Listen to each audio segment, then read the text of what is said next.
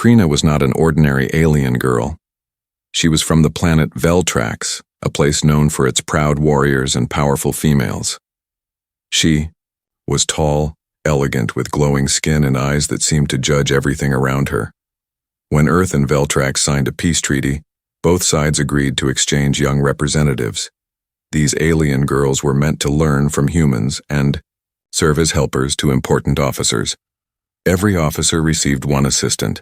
Captain Raiden received Krina. From the moment she stepped onto the human ship, Krina made trouble. She walked slowly down the ramp, refusing to follow instructions. Her long silver hair flowed behind her, and her sharp eyes scanned everyone like they were insects. She didn't bow, didn't greet anyone, and didn't even carry the small bag she was told to bring. A soldier tried to take her to her assigned room, but she turned and snapped, "Do not touch me." Raiden watched everything from a distance. He was calm, serious, and known for being strict, but fair. When Krina finally stood in front of him, she didn't salute. She crossed her arms and said, "I am not here to serve you. I am here because they forced me." The crew around them fell silent. No one had ever spoken to Captain Raiden like that, but he didn't get angry. He simply looked at her and replied, "Then let's hope you learn something before this ends badly." From the beginning, Krina broke every rule. She refused to wear the regulation uniform. She called it ugly human cloth. Instead, she wore her tight alien armor that glowed in blue and silver. When Raiden ordered her to join morning briefings, she stayed in bed. When asked to clean and organize files, she erased them and said, "Your data system is foolish." Other officers warned Raiden, telling him she was dangerous and disrespectful. Some said to send her back before she caused real damage. But Raiden didn't listen. He only said, "Give her time. She's not broken, just unshaped." Even though Krina was difficult, she was smart. She learned English quickly, faster than expected. She watched how the ship worked, how humans acted, and she often made fun of them. "Why do humans eat 3 times a day? On Veltrax we eat once a week," she said loudly in the dining hall. She laughed when others used forks and spoons. One officer became angry and shouted at her, but Krina stood up and said, "You fear me because I am better." That officer never spoke to her again. One day, Krina changed the ship's navigation path without telling anyone. She thought it was funny. The ship drifted off course, and it took hours to fix the problem. Raiden called her to his room. Everyone expected him to yell, maybe even punish her. But Raiden said just one thing. "Why are you so eager to be hated?" Krina didn't answer. For the first time, she looked unsure. Later that night, Krina found her new sleeping quarters had changed. She was no longer near the main rooms. Raiden had reassigned her to a small storage area near the engines. It was cold, dark, and had no comfort. Krina protested, shouting, "I will not sleep there." Raiden replied calmly, "Then don't sleep. But that's your new space until you earn better." This was the first time someone didn't fear her or spoil her. On Veltrax, everyone bowed to her because of her status. But Raiden didn't care about her rank or beauty. He treated her like any other soldier. That confused Krina. She didn't understand why Raiden wasn't trying to control her with power or fear. He used silence, calmness, and small actions. That scared her more than shouting ever could. For the first time in her life, Krina didn't feel in control. She lay awake. That night, curled up in a corner of the storage bay, listening to the hum of the engines. She thought about her past, her pride, and how no one had ever dared challenge her before. Raiden had not punished her with pain, but with distance, cold, and responsibility. And that stung more than anything else. In the days that followed, Krina grew more restless. She started watching Raiden from a distance, trying to understand him. He didn't smile much, but he wasn't cruel either. He trained his men with focus. He worked longer than anyone else. And he never raised his voice. He was unlike any man she had met. And deep inside her proud alien heart, something new started to grow. A question. Was this human going to change her, or was she going to destroy him first? The game between discipline and defiance had just begun. and the crew had no idea what kind of storm was building behind those silver alien eyes. She refused to obey. The next morning, Krina stood in the hallway with her arms crossed, refusing to move. Raiden had ordered her to join the crew training session at 0600 hours. She didn't go. When a junior officer reminded her, she simply stared and said, "I do not take orders from weak creatures."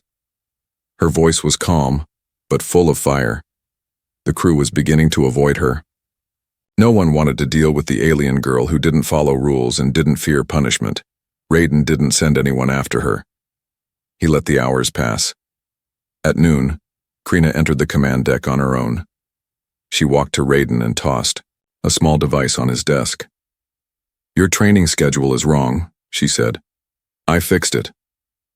Raiden looked at her. "Without permission?" he asked. Krina smirked. "You're welcome." He said nothing.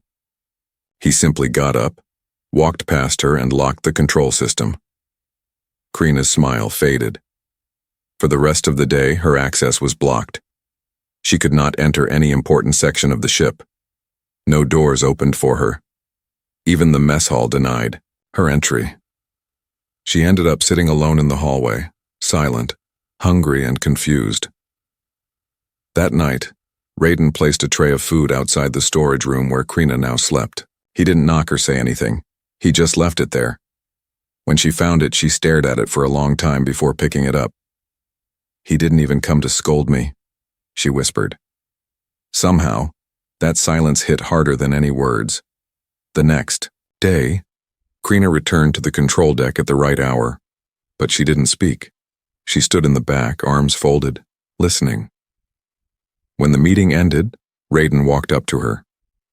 "Do you want your access back?" he asked. Krina looked at him and replied, "Only if I'm allowed to fix your systems again. They're weak." Raiden didn't blink. "Then earn it." Krina didn't expect that. On her planet, status meant everything. You didn't have to earn respect, you demanded it. But this human captain treated everyone the same, even her. Later, during weapons inspection, Raiden gave Krina a simple task: record the codes of the locker weapons and match them with inventory. She didn't do it. Instead, she redesigned the locker's whole system using alien tech. When Raiden came to check, he found a glowing interface and unfamiliar code. "What is this?" he asked. "An improvement," she said proudly. Raiden called in the tech officer who scanned the system and said nothing. Then he looked at Raiden. "It works," the officer admitted. "Better than ours." Still, Raiden said, "You disobeyed. Even if it's better, it's not what I asked." Krina's smile vanished. "You humans punish results?" Raiden replied. "We punish arrogance." That night, Krina found her blanket missing. She searched the room, but it wasn't there. It was a small punishment, quiet and clever. No shouting, no threats, just discomfort. She shivered that night, her pride fighting her thoughts. Every action Raiden took felt like a lesson, but she didn't want to learn. She wanted to win. The next few days became a battle of silence. Raiden gave her boring tasks. Krina ignored them. Raiden reduced her meals. Krina pretended not to care. But inside, both knew something was shifting. Krina was thinking more. She was watching how others obeyed, how Raiden led without shouting, how he earned loyalty. He didn't demand respect. He made people give it to him. One afternoon, a power failure hit the ship's cargo bay. Krina was nearby. Instead of running, she fixed it quickly using her alien tools. She could have stayed silent, but she reported it. Raiden didn't praise her. He just nodded. That single nod stayed with Krina for hours. Why did she want more of that silent approval? She didn't understand. No one had ever made her feel uncertain. But Raiden didn't treat her like a child or a queen. He treated her like a soldier. And that made her want to become one. Still, Krina couldn't let go of her pride. She mocked the crew during mealtime. She called their weapons toys. When one officer asked her to move aside, she said, "Make me." Raiden was watching. He said nothing. But the next morning, Krina found her access card missing again. Another quiet message. Another lesson. She began to see what Raiden was doing. He wasn't just leading. He was shaping her, using pressure, patience, and silence. No one had ever done that before, and something inside her whispered a question she didn't want to answer yet. Was she starting to change? Or was he simply breaking her down? Either way, Krina wasn't ready to surrender. Not yet. But for the first time, she wasn't sure if she wanted to fight anymore. The lesson begins. For the first time in her life, Krina woke up before sunrise, not because she was told to, but because she chose to. The cold floor of the storage room had become familiar, but the silence in her heart was something new. Her anger had started to fade, replaced by questions she couldn't answer. Why was Raiden's silence harder to fight than shouting? Why? Did she care when he didn't look at her? Raiden had stopped giving her orders. He no longer reminded her of her duties or punished her for skipping them. Instead, he began training his soldiers early in the morning and left the door open. Krina watched them from a distance, leaning against the wall like she didn't care. But every day, she stood a little closer. One morning, she stepped onto the training floor. No one welcomed her. No one told her what to do. Raiden just pointed to a practice blade and turned away. She picked it up, rolled her eyes, and joined the others. Her movements were clumsy, her stance too proud. The other soldiers didn't speak to her, but they didn't stop her either. For the first week, she failed every drill.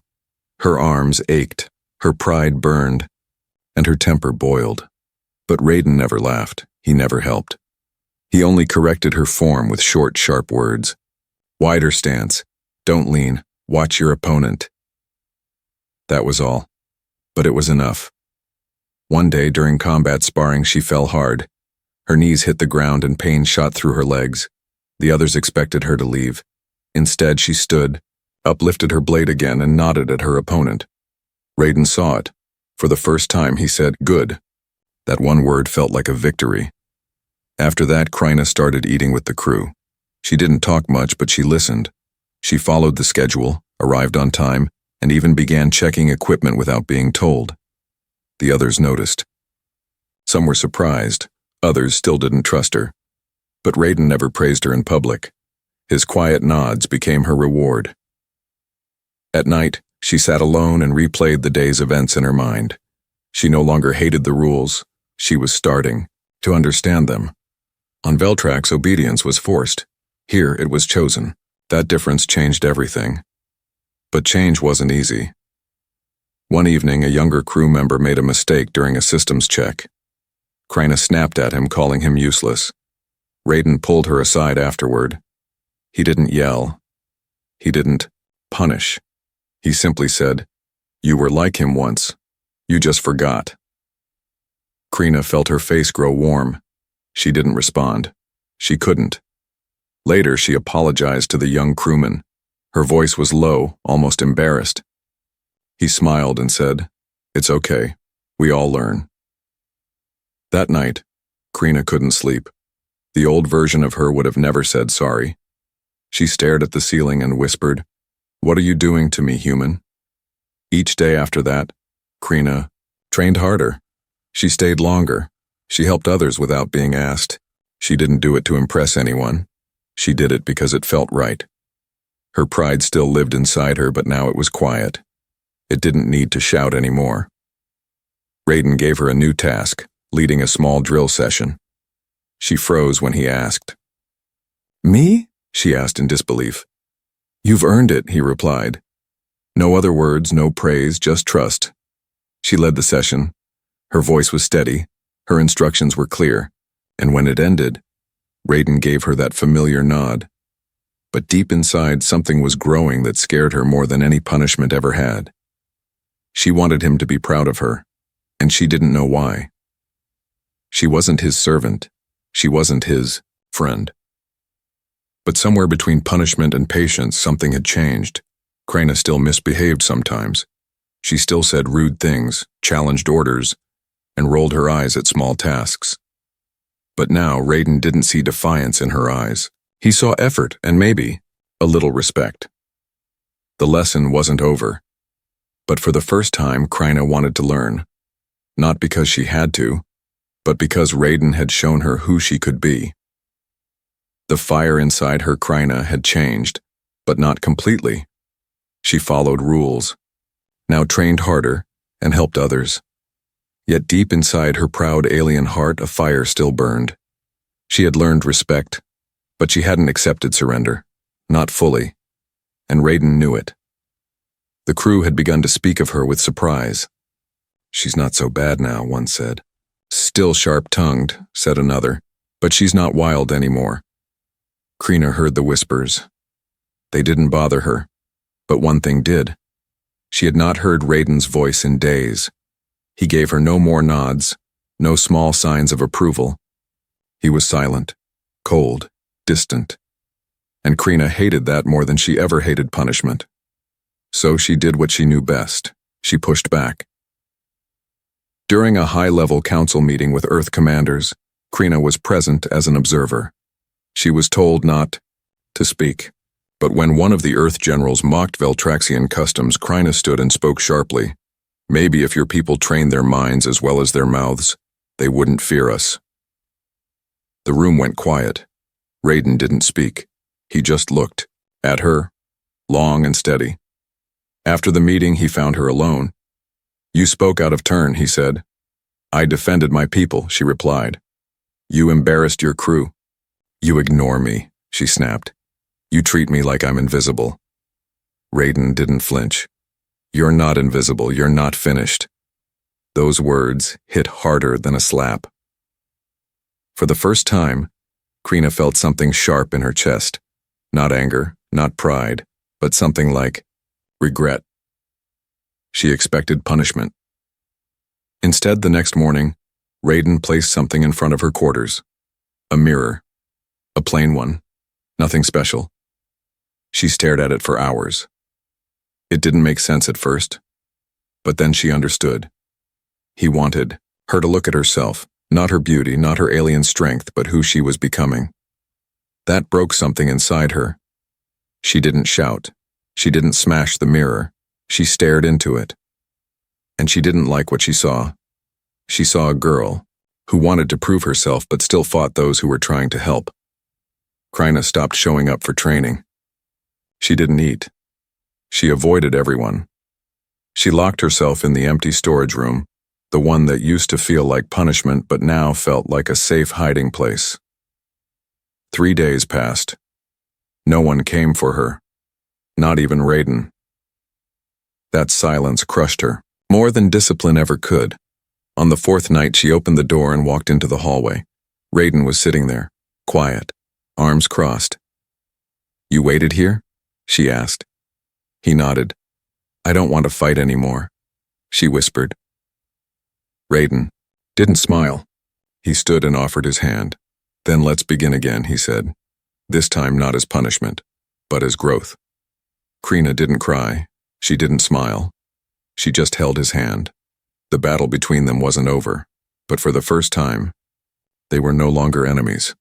They were something new. And Kryna didn't know what scared her more, that she had lost to Raiden, or that part of her didn't want to win anymore. The moment she shattered, Kryna had never asked for help. On Veltrax, needing someone was a sign of weakness. But now everything inside her was shifting. She no longer stood tall to be feared. She stood tall to be seen.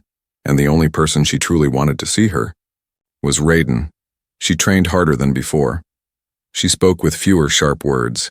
She even offered guidance to a younger soldier who struggled with basic drills. The crew noticed. They didn't mock her anymore. Some even nodded to her in passing. Kryna didn't respond, but inside she felt something warm, acceptance. Then came the day that undid her. A group of officers gathered in the control room, laughing over a joke about alien customs. One officer made a comment that struck deep. Veltrax women only know how to disobey and seduce. That's why no one takes them seriously. Kryna froze. Her fists clenched. The old fire in her rose. But before she could speak, she saw Raiden, in the corner, silent, and watching. He didn't defend her. He didn't stop them. He just turned and left. That cut deeper than any insult. That night, Kryna didn't go back to her storage room.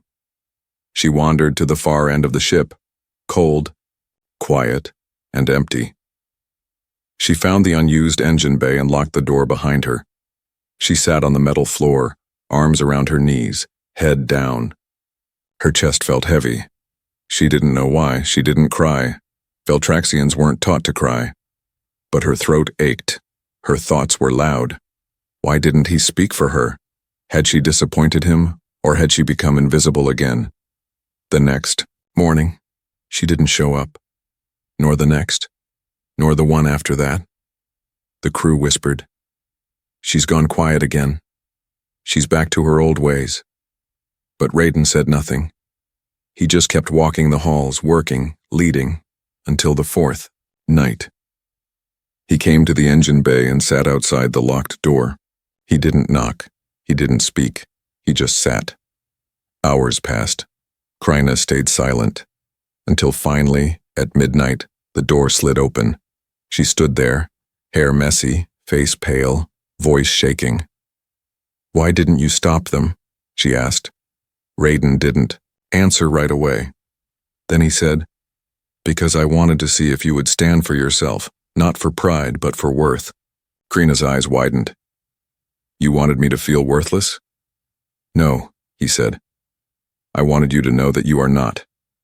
Her legs gave out, and she fell forward. Raiden caught her. "I'm tired," she whispered. "Then rest," he replied. But this time, she rested in his arms. The next day, she returned to training, not as a student but as a leader. She corrected forms, she ran drills, she led warm-ups, the crew followed without complaint. Something had changed, not just in her, in them. Later, when she passed Raiden in the hallway, she stopped. "I don't want to be what I was before," she said quietly. "You're not," Raiden replied. "Not anymore." And as she walked away, she didn't smile.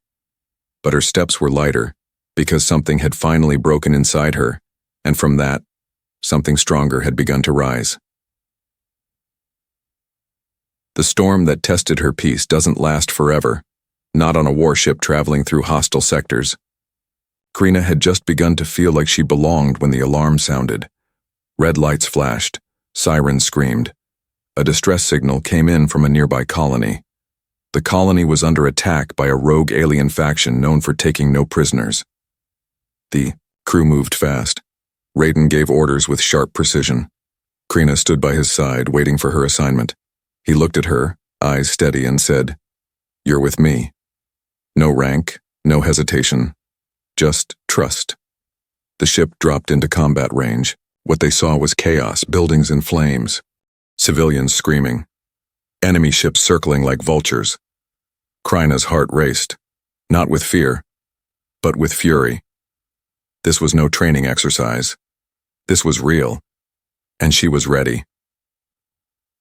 They landed near the east gate of the colony. Raiden and Kryna led a squad through the burning ruins. Suddenly, a child's cry broke through the smoke. Kryna stopped. She turned, eyes scanning, and saw a small alien girl trapped under debris. Raiden shouted, "Stay in formation!" But Kryna didn't listen. She broke from the group and ran toward the child. Blaster fire whizzed past her. Smoke filled her lungs. She dove forward, lifted the heavy beam with all her strength, and pulled the child free. Just as she turned to run back, an explosion hit nearby. She was thrown through the air, shielding the child with her own body. Her armor cracked. Her body hit the ground hard. Raiden saw it all. He didn't hesitate. He rushed into the fire, lifted her in his arms, and carried her to the evac point. Kryna slipped in and out of consciousness. The child was safe, but Kryna was broken and bleeding. Back on the ship, medics worked in silence. Raiden didn't leave her side. He sat beside her, his face unreadable. When she finally opened her eyes hours later, he was still there. "You disobeyed a direct order," he said. Kryna weakly smiled. "You would have done the same." Raiden didn't argue. Instead, he said, "You saved her, and you saved us." For a long moment, neither spoke. Then Krina whispered, "Was this my final test?" Raiden leaned closer. "No. This was the day you stopped being a problem." She frowned. "Then what am I now?" Raiden answered simply, "A soldier."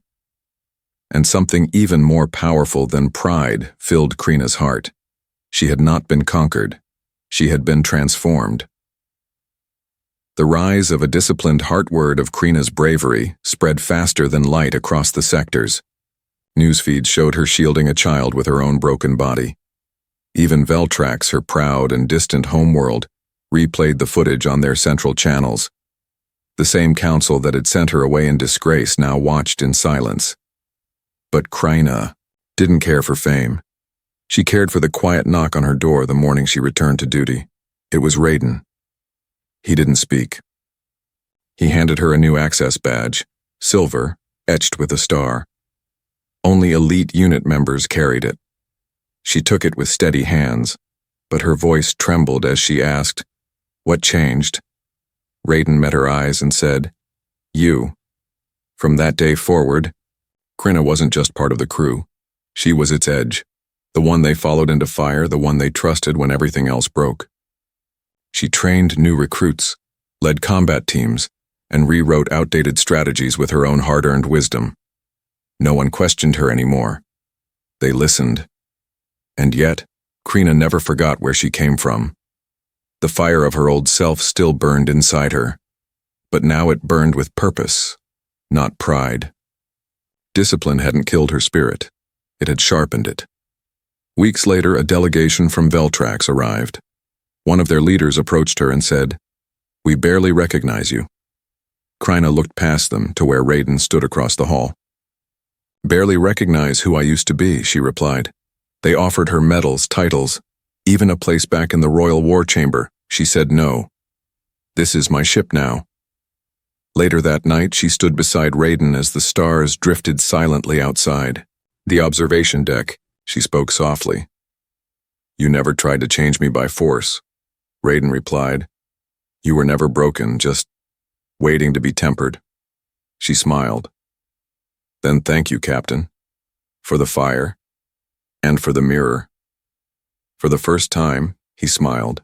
Back and beside him, not as his prisoner, not as his student, but as his equal, stood Krina, once the misbehaving alien girl, now the heart of the crew.